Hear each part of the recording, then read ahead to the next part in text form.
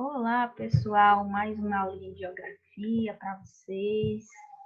Depois de muitas semanas a gente sem se ver, vamos fazer uma aulinha um pouco diferente.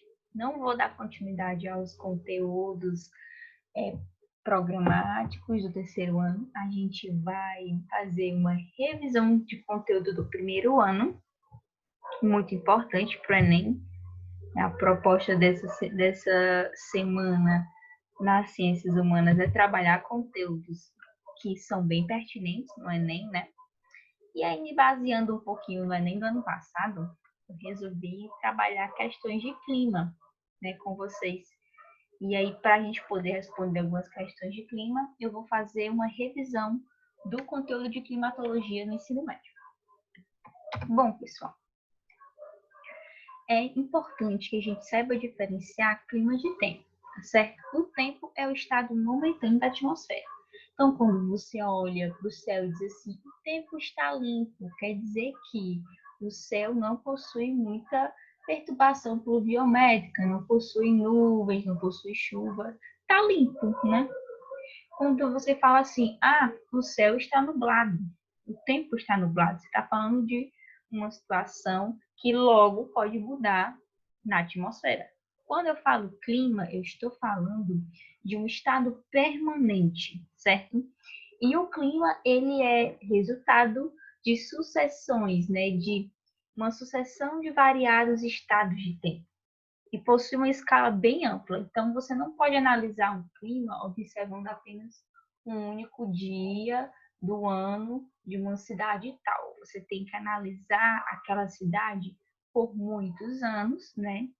Cerca de 30 anos, para você conseguir fazer uma boa definição climática, tá certo? E aí o clima é um estado permanente. Então, quando eu falo o Ceará possui clima semiárido, eu estou querendo dizer que boa parte do nosso território se encontra na condição climática semiárida. E aí o semiárido tem as suas características: chuvas escassas, secas severas, enfim, várias definições, não só essas duas, né, mas existem várias definições para o clima semiárido, assim como para os demais climas que existem no Brasil e no mundo afora. Então, é importante saber diferenciar o termo clima e o termo tempo. Vamos entender um pouquinho também da natureza da atmosfera. Apesar de que as questões do Enem não trazem perguntas assim na cara sobre as camadas da atmosfera, ou sua composição química, etc, etc, é importante vocês terem esse conhecimento para que nas questões de clima, quando elas aparecem no Enem, geralmente elas são as mais difíceis e são as mais contextualizadas. Então, é importante que vocês tenham, né, um pouquinho de conhecimento acerca da natureza da atmosfera, da natureza dos climas, tá certo? Então, para se compreender o que é necessário conhecer a atmosfera, como nós vimos aqui, esta camada é formada por uma série de gases, tá certo? E esses gases, na sua maioria, são oxigênio e nitrogênio. Cerca de 90% dos gases na atmosfera são oxigênio e 21%, quer dizer, cerca de 90% de todos os gases que compõem a atmosfera, 21% são oxigênio e 78% são nitrogênio. Então, nitrogênio é o gás mais abundante da atmosfera, tá certo? A atmosfera é dividida em subcamadas, nós vamos ver agora. A troposfera, que é a camada que nos pertence, né, que está aqui mais próxima de nós, é a região onde nós habitamos. A temperatura média dessa camada é 15 graus. Isso não quer dizer que vai fazer 15 graus todos os dias em todos os lugares da Terra.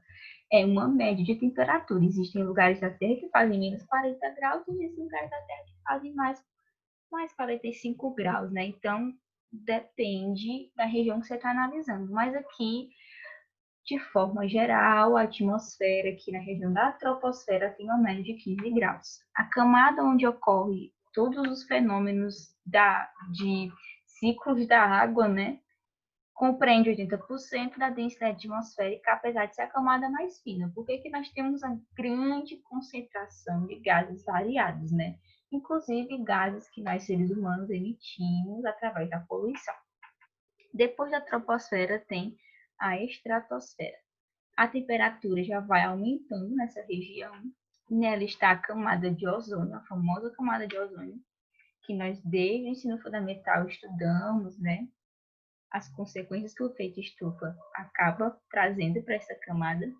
Funciona como uma espécie de filtro solar da Terra, tá certo? Então, ela absorve os raios ultravioletas em excesso. É muito importante que os raios que vêm, né, do Sol entrem na Terra, porque faz parte também da nutrição do nosso planeta esses raios solares. Porém, eles em excesso são prejudiciais, inclusive para a saúde humana. E aí a camada de ozônio funciona, né, como uma espécie de camada protetora, protetor solar da Terra, tá certo? Para evitar essa emissão em excesso de raio ultravioleta, infravermelho, enfim.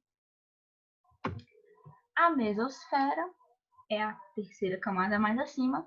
Nesta camada a temperatura já vai diminuindo, nós podemos observar que pode fazer menos 90 graus a menos 130 graus. Então, as diferenças de temperatura são muito grandes de uma camada para outra, certo? A próxima camada, a termosfera. Nesta camada, você tem, ela absorve e reflete ondas de rádio. Nessa parte ocorrem as auroras boreais e austrais. As boreais ocorrem no hemisfério norte e as austrais no hemisfério sul. Essa camada absorve grandes porções de raios ultravioletas, que a deixa bem quente, né? Então, o nome termo já vai te indicar que é uma camada quente. E por último, a exosfera, a última camada, depois dela você já está no espaço sideral, composta basicamente por moléculas de hélio e hidrogênio, certo? Aqui um desenhozinho, né, só para vocês poderem ter um desenhozinho bem ruizinho, mas o que temos, tá certo? A exosfera é onde vai ficar os satélites circulando, etc e tal. A gente vai ter aqui essa parte da troposfera, como a parte onde vai acontecer a maior parte das reações químicas da atmosfera, tá certo? Os balões meteorológicos, eles vão até a mesosfera, e aí, a partir disso, só aeronaves conseguem, né? Aeronaves como ônibus espaciais conseguem passar dessas outras camadas, tá certo? O máximo que a gente vai ver aqui na mesosfera é um balão meteorológico com caça aérea. Bom, agora a gente vai chegar na parte fundamental, né, que você realmente não pode deixar de saber na hora de fazer o vestibular, a prova do Enem, que são os elementos e os fatores climáticos.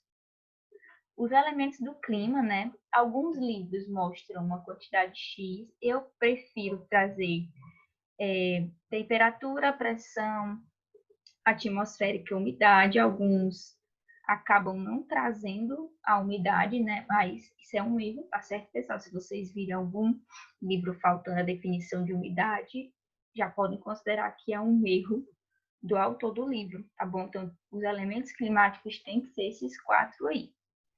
Temperatura. O que vai ser temperatura? Determinado pelo grau de aquecimento ou resfriamento da atmosfera. Então, temperatura é isso, tá certo? O quanto aquela região vai ser quente, o quanto aquela região pode ser fria, vai ter perca de calor, tá certo? A precipitação são as chuvas, os orvalhos, as nevascas, o granizo, tá bom? A precipitação é tudo aquilo que vai sair de uma perturbação pluviométrica, que vai sair de uma massa de ar. E aí ela pode vir de diversas formas, não só a chuva líquidazinha, bonitinha, mas ela pode vir na forma de um orvalho, né? A gente também gosta muito de chamar de neblina, pronto. Então, tudo isso daí é precipitação, certo?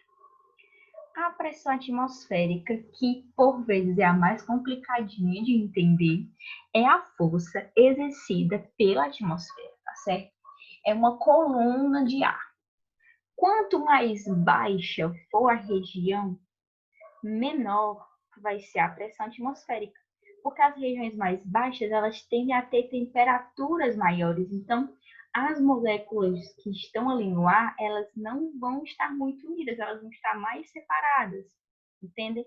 Então, regiões baixas, regiões litorâneas, regiões de depressão, são regiões que vão ter uma pressão atmosférica baixa, certo?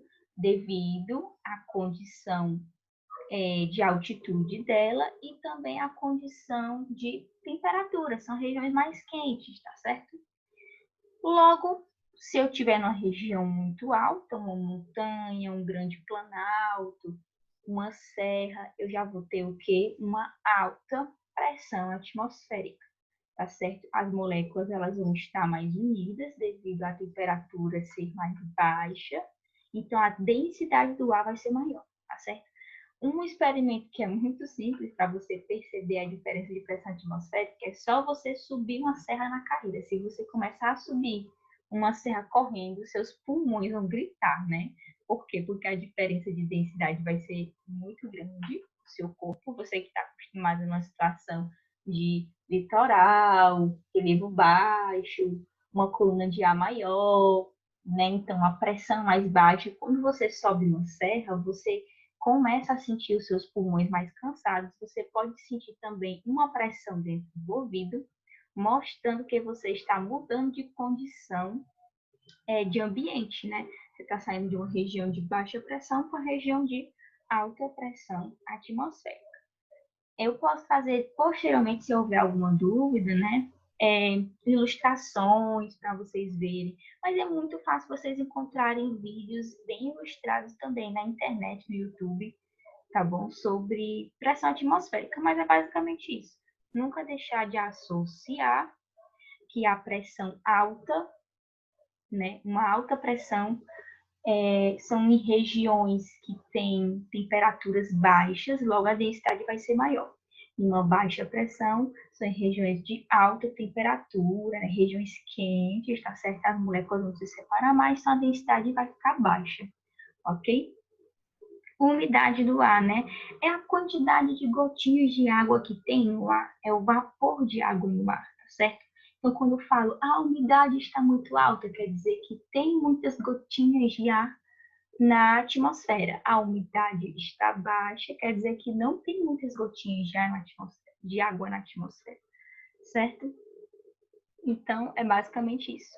Em zonas equatoriais, existe uma umidade muito maior, porque vão existir muito mais plantas, né, de porte arbóreo, florestas muito densas, e aí você vai ter uma transpiração muito grande dessas plantas, logo essas gotinhas de água que vão sair da transpiração vão ficar todas na atmosfera, provocando a umidade, certo? Fatores do clima. Os fatores são os que formam o clima, os elementos são o que ajudam a diferenciar um clima de outro. É basicamente isso. Os fatores do clima. Primeiro, a latitude. O que é a latitude? São aquelas linhas horizontais que nós traçamos de forma imaginária a Terra, tá certo? Tem as longitudes e as latitudes. As longitudes são verticais, as latitudes são horizontais, tá certo? Então, por exemplo, os trópicos de Câncer, Capricórnio, Equador, círculos polar Antártico e Ártico são exemplos das principais latitudes, certo? Divide o planeta em zonas, né? Então, do círculo polar ártico até o trópico de Câncer, eu vou ter uma zona, uma faixa de terra muito grande, muito extensa, que vão ter características climáticas muito semelhantes. Do trópico de Câncer até o Equador, eu já vou ter outra faixa de terra muito extensa, com características próprias também, diferentes da primeira que nós acabamos de citar, tá certo? Então, a latitude divide o planeta em zonas, e aí, quanto mais próximo do meio da Terra, da cinturinha da Terra, maior vai ser a incidência de luz do Sol. Quanto mais próxima dos polos, menor vai ser a incidência de luz do Sol. E aqui é importante vocês lembrarem daquelas aulinhas lá do primeiro ano, né, quando a tia, a professora ou o professor ensinou para vocês que a Terra é inclinada em 23 graus, e aí mostrou para vocês como ocorrem os solstícios e equinócios, e vocês aprenderam o que eram as zonas térmicas da Terra, né? Então, é muito importante vocês saberem disso, tá, pessoal? Lembrar que devido à inclinação da Terra, as pontas, né, os polos não vão receber iluminação da luz solar na mesma proporção. Então, o centro, a região do Equador, vai ter muito mais luz do Sol do que as extremidades. A altitude, né? A altitude é um fator importantíssimo. A altitude é o tamanho do relevo, tá certo? Quanto maior a altitude de um relevo, menor vai ser a temperatura. Isso aqui está muito ligado, pessoal, com a pressão atmosférica, tá? São coisinhas que andam de mãos dadas.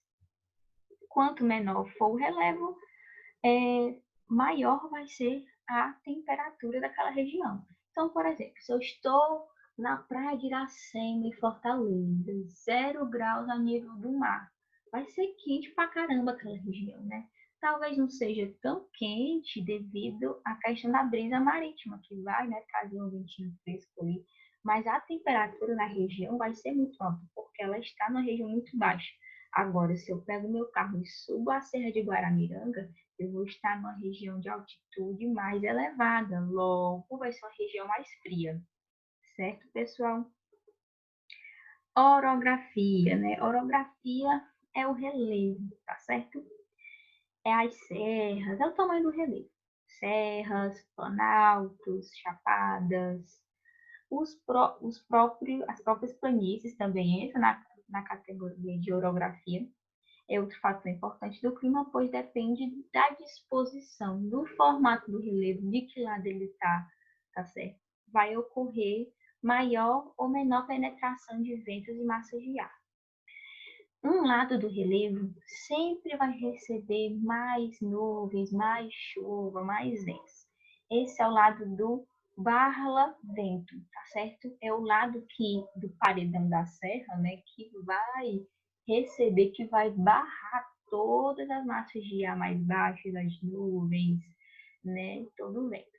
E o lado oposto dessa serra, eu vou chamar de solta-vento, que é o lado que não vai receber nada, então ele vai ficar super seco, super árido, tá certo? Raramente vai chegar alguma coisa desse outro lado da serra. Aqui no Ceará existem várias serras nessa condição. De um lado é bem verdinha, do outro lado é tudo seco, porque as massas já não conseguem chegar nessa região.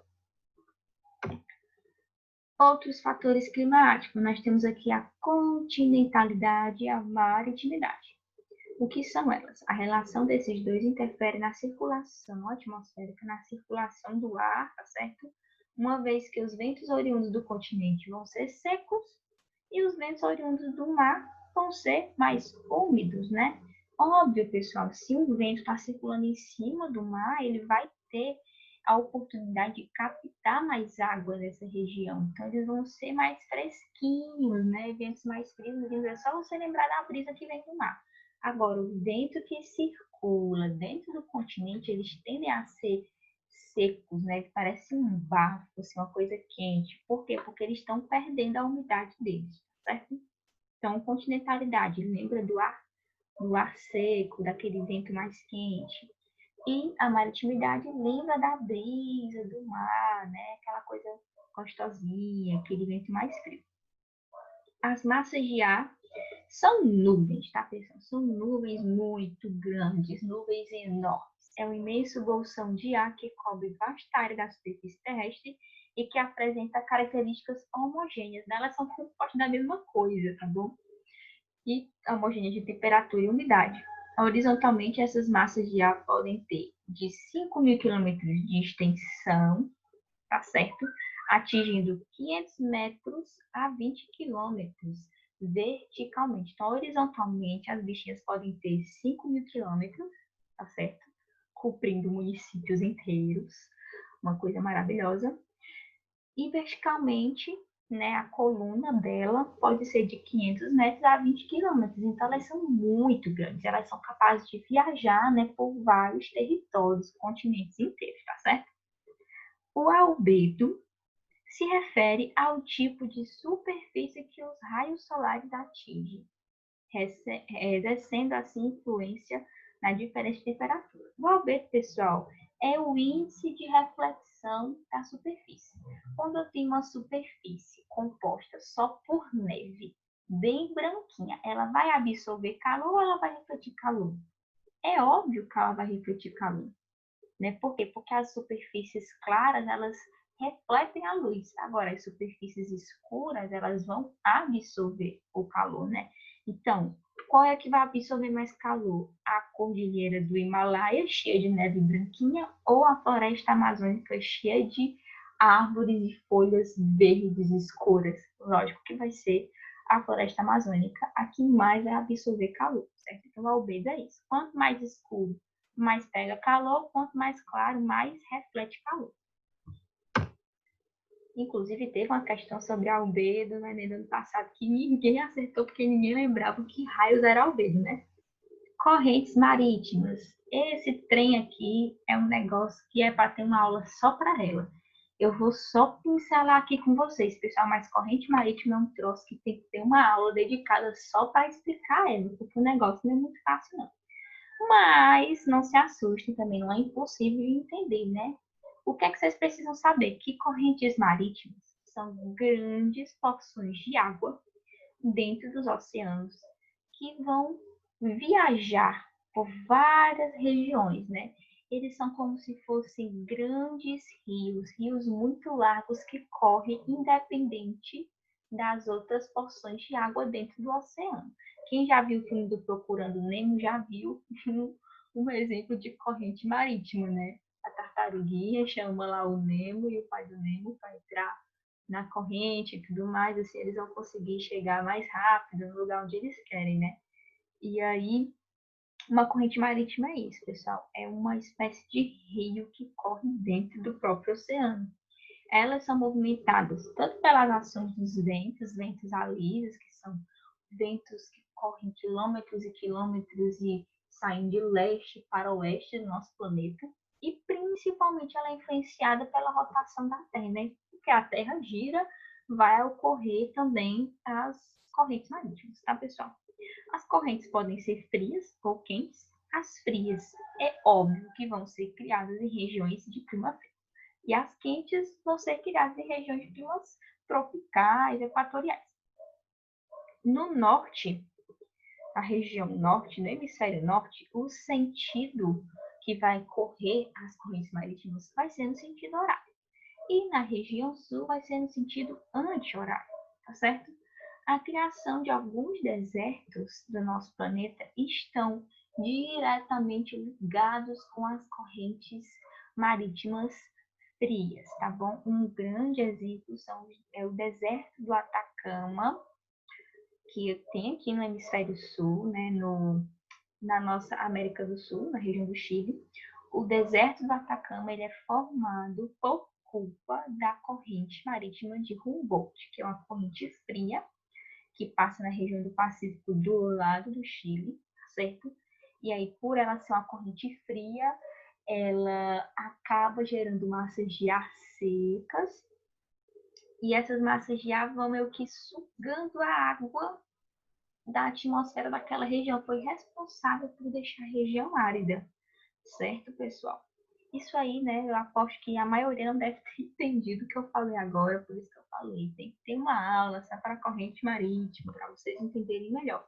Mas pesquisem sobre o deserto do Atacama, pesquisem sobre a corrente de Humboldt. Inclusive, para vocês entenderem o fenômeno do El Niño e da Laninha, vocês têm que conhecer a corrente de Humboldt.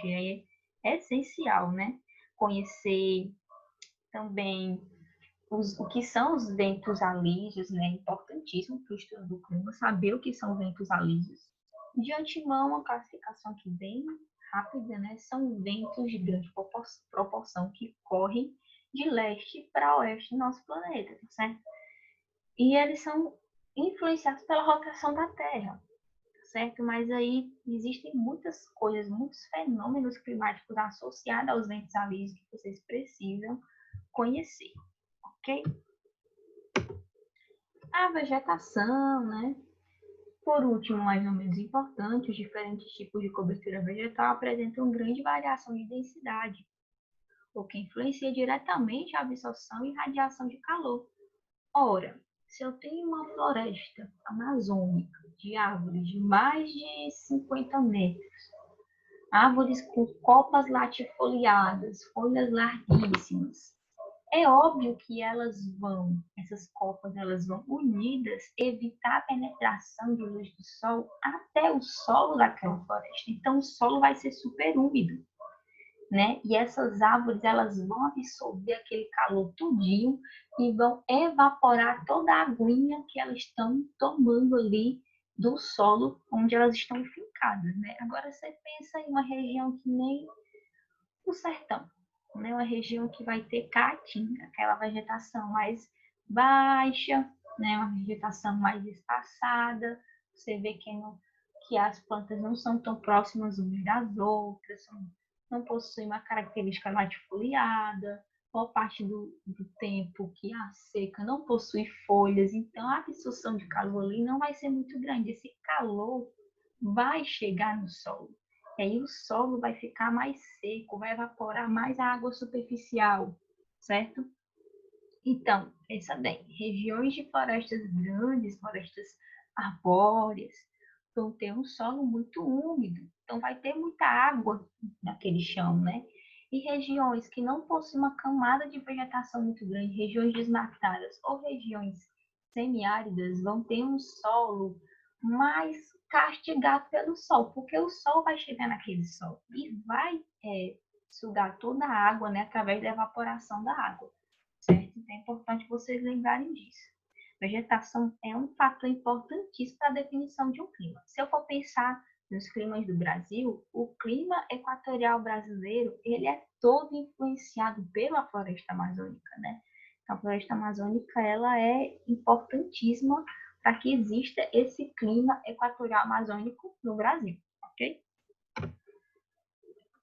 Falando em massas de ar, falando em nuvens de grandes proporções, né, essas nuvens gigantescas, existem 4 tipos de massas de ar. As oceânicas, que são massas de ar úmidas, porque elas vão vir carregadinhas de água e tudo mais. Geralmente as massas de ar oceânicas, elas são feitas nas regiões de baixa latitude. As continentais, que são feitas dentro do continente, são massas de ar secas, com ressalva as regiões que possuem florestas muito densas, que podem formar massas continentais úmidas, tá certo? Como é o caso da Amazônia. Então, você vai ter aí uma massa de ar continental úmida, se for falando da floresta amazônica. Se eu estiver falando, por exemplo, do cerrado brasileiro, vai ser só continental, porque o cerrado vai proporcionar uma massa de ar mais seca, certo? Tropical e equatorial são massas de ar quente, né? Então, eu estou falando aqui de uma massa de ar que ocorre nas regiões da Bahia, Rio de Janeiro. Aquilo ali vai ser tudo quente, tá, pessoal? Então, é tropical. Equatorial, lembrar das zonas que o Equador vai compreender também. Então, a região Nordeste, tá? 3 graus ali no Equador, que o Ceará, a gente vai ter massas de ar equatoriais aqui influenciando. E por último, nós temos aqui as temperadas e polares. São massas de ar frias, certo? Massas de ar que geralmente são secas e frias, quando eu falo de polares principalmente, né? A região polar não tem muita umidade no ar, apesar de ter muita neve e tudo mais, a umidade não é muito grande, a umidade é baixa, tá bom? E aí vão formar nuvens frias, mas nuvens secas, tá certo? Bom, pessoal, é mais ou menos isso aqui a explicação. Furacões. Furacões são sistemas de baixa pressão, são como anomalias climáticas, né? E aí, pessoal, esses furacões, esses sistemas de baixa pressão, eles são formados quase sempre durante os meses quentes, na sua maioria das vezes nas regiões norte do globo, e aí tem toda uma questão ligado ao aquecimento da água do oceano naquela região, né? Na região atlântica, principalmente ali, que compreende Flórida, México, né? O centro americano ali e tudo mais. São regiões de águas muito quentes, né? Então elas são propícias para a formação de sistemas de baixa pressão. Lógico, na região sul também se formam sistemas de baixa pressão? Se formam, nós chamamos eles de ciclones, né? Ciclones são perturbações também atmosféricas importantes, mas eles não chegam a tomar a proporção grandiosa que o furacão toma, certo? O furacão, ele tem uma velocidade de 120 a 240 quilômetros por hora, né? E então são ventos muito fortes, eles chegam rapidamente, se deslocam rapidamente de um país para outro. Aqui eu tenho uma ilustraçãozinha para vocês tentarem entender melhor a formação dos furacões. A temperatura oceânica de mais de 26 graus é o forte e a forte umidade favorecem a formação, né? Então, eu tenho que ter ali uma água quentinha no oceano, mais muita umidade no ar, mais ventos alísios. Os ventos alísios são importantíssimos para esse processo. A água evapora da superfície do oceano e entra em contato com a massa de ar fria, formando nuvens, né? Eu tenho ali uma massa de ar fria que saiu de uma região da Europa, não sei, do Canadá, e aquela massa de ar começa a entrar em contato com aquela água do oceano que está aquecendo e está evaporando essa nuvem que primordialmente era uma massa de ar fria, vai se enchendo dessa água do oceano, tá certo? Que está sendo evaporada. Uma coluna de baixa pressão gera vento em espiral. O vento começa, né, a girar ali, como se fosse um funilzinho, tá bom? À medida que a pressão da coluna central, né, que é o olho do furacão, se debilita, a velocidade do vento aumenta ao seu redor. As regiões de olho do furacão geralmente são as regiões mais calmas da tempestade, né? Não dá para chegar no olho do furacão, ser humano chegar no olho do furacão, mas é a região onde vai ter mais calmaria. Agora, o que está em volta da tempestade, vocês precisam ver uma destruição total. A força de rotação da Terra é menor próxima do Equador, por isso os furacões se formam mais de 5 graus de latitude acima, né? Então o Equador não vai ter tanto furacão assim, vai ter mais um pouquinho assim, né? E aí o Brasil, o pessoal falando essas paradinhas assim, porque eu tô com um incômodo muito grande na garganta, eu acabo parando para beber água. Mas assim, as regiões próximas ao Equador, como o Brasil, não vão ser tão perturbadas por furacões, né? A gente tem alguma ocorrência de ciclone uma vez ou outra, mas são tempestades muito pequenas comparadas às tempestades dos furacões que ocorrem, por exemplo, nos Estados Unidos, no Japão, certo? Bom, qual é a diferença, né? A gente sempre confunde furacão com tornado, confunde tudo isso com ciclone. E aí, pessoal, não são a mesma coisa, né? O furacão e o tornado são sistemas de baixa pressão? São sistemas de baixa pressão. Mas o furacão, ele precisa acontecer dentro de um oceano, tem que ter águas quentes, tá certo? Para que ele possa ser formado. E o tornado se forma dentro do continente. Se você analisar, o próprio formato deles é um pouco diferente, né? O furacão, ele tem uma proporção de tamanho muito maior, tá certo? Ele tem essa aparência desse olhinho que é formado no meio dele. E o tornado, ele parece um funil, né? Ele tem essa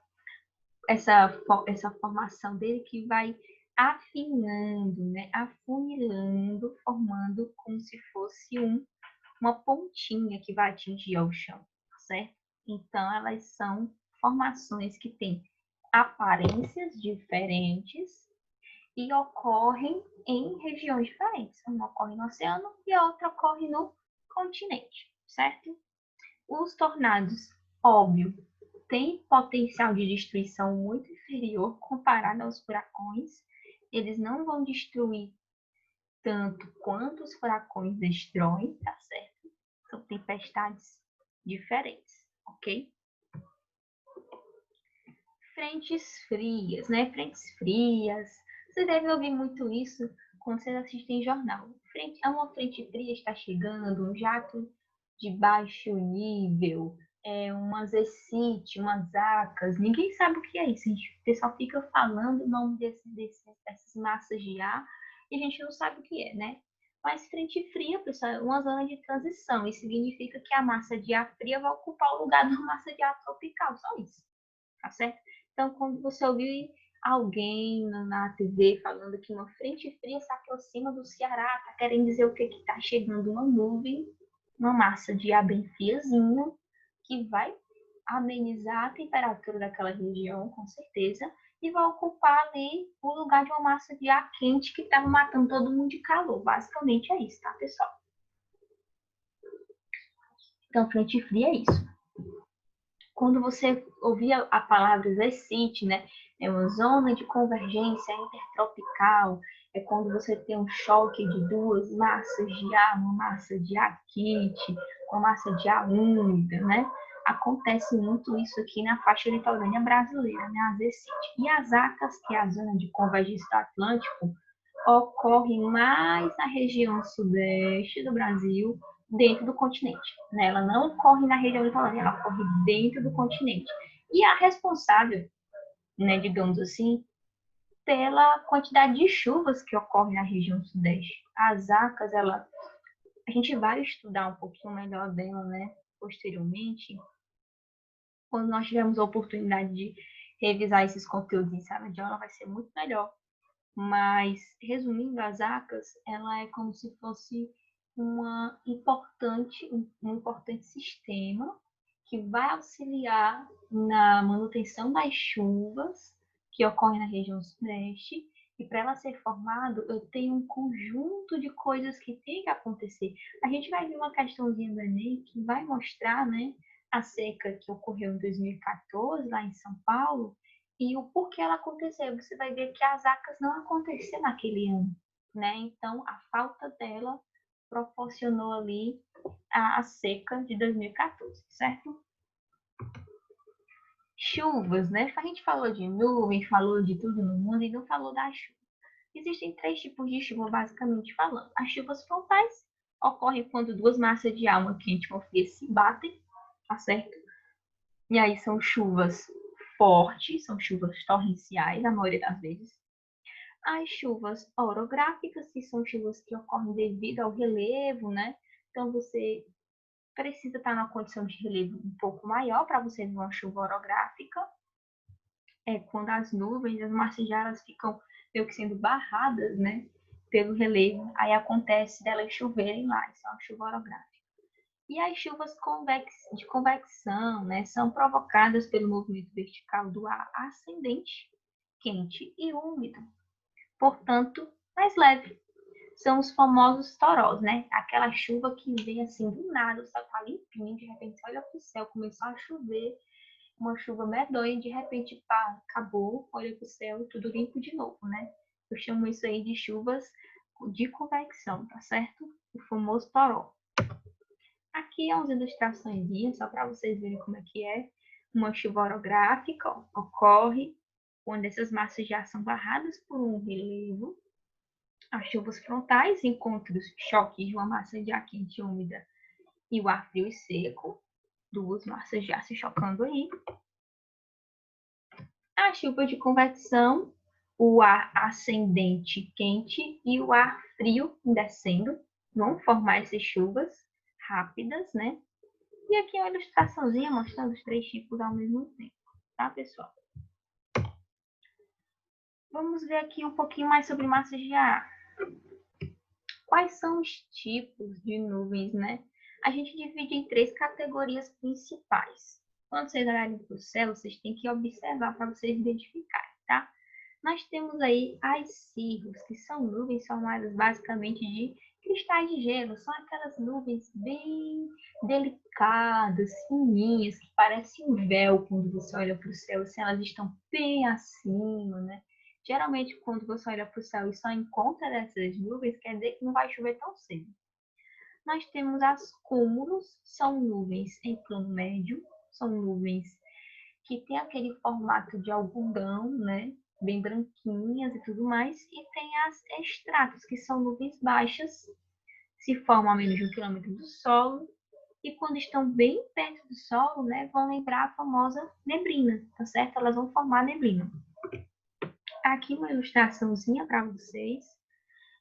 As nuvens altas, né, do tipo cirros. Aí aqui, dependendo do formato que elas vão tomar, elas vão assumir outros nomes. Mas esse grupo aqui é o grupo das cirros, tá, pessoal?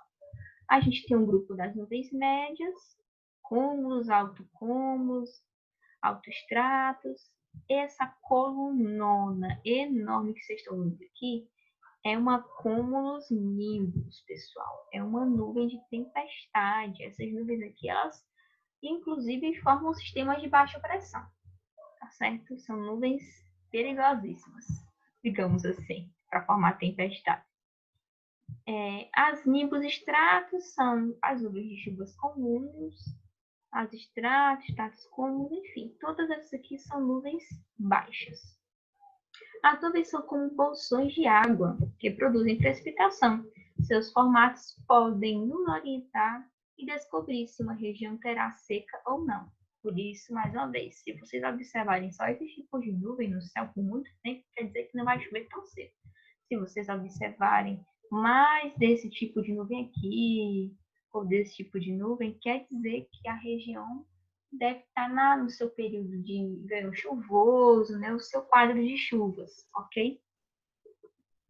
Bom, pessoal, foi isso, né? Eu sei que ficou faltando muita coisa, mas aí a gente vai poder rever esses conteúdos um pouco melhor. Caso vocês tenham alguma dúvida, não consigam pesquisar em outros lugares, vocês podem falar comigo e quando as aulas retornarem, a gente vai ver um pouquinho mais, com certeza, tá certo? Então é isso. O próximo vídeo vai ser resolução de questões que eu vou deixar para vocês. Forte abraço.